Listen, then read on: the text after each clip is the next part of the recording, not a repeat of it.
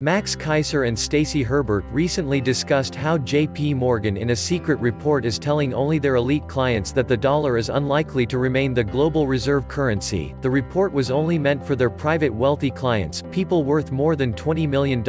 This is what they are telling their elite clients while going into the press in the US and telling the ordinary American, do not worry, everything is great. J.P. Morgan's recent report for their private wealth clients, asking, is the dollar's exorbitant privilege coming to an end? The bank makes the case that the rise of China will dent this privilege.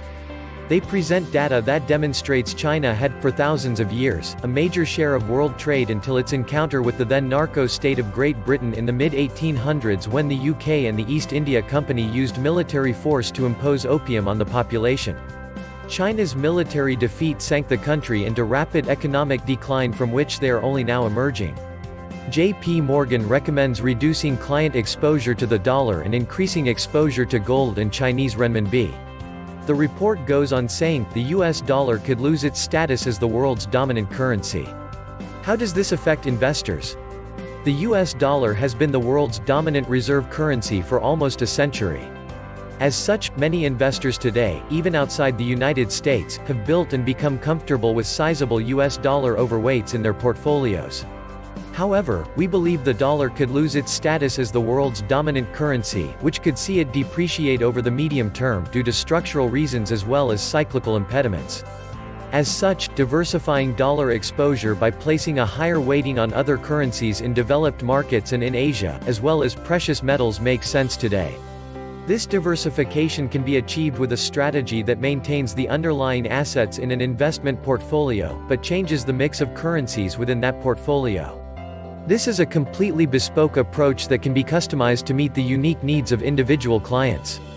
It is commonly perceived that the US dollar overtook the Great British Pound as the world's international reserve currency with the signing of the Bretton Woods agreements after World War II. The reality is that sterling's value was eroded for many decades prior to Bretton Woods. The dollar's rise to international prominence was fueled by the establishment of the Federal Reserve System a little over a century ago and U.S. economic emergence after World War I. The Federal Reserve System aided in the establishment of more mature capital markets and a nationally coordinated monetary policy, two important pillars of reserve currency countries. Being the world's unit of account has given the United States what former French Finance Minister Valéry Giscard called an exorbitant privilege by being able to purchase imports and issue debt in its own currency and run persistent deficits seemingly without consequence. There is nothing to suggest that the dollar dominance should remain in perpetuity. In fact, the dominant international currency has changed many times throughout history, going back thousands of years as the world's economic center has shifted. After the end of World War II, the US accounted for biggest share of world GDP at more than 25%. This number is brought to more than 40% when we include Western European powers.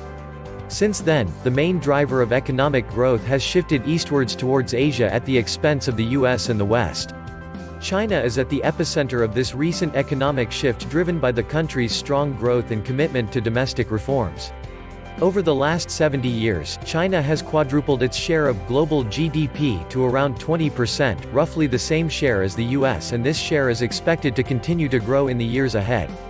China is no longer just a manufacturer of low-cost goods, as a growing share of corporate earnings is coming from high-value-add sectors like technology. End of quote. This was the Atlantis Report. Please like, share, and subscribe. Thank you.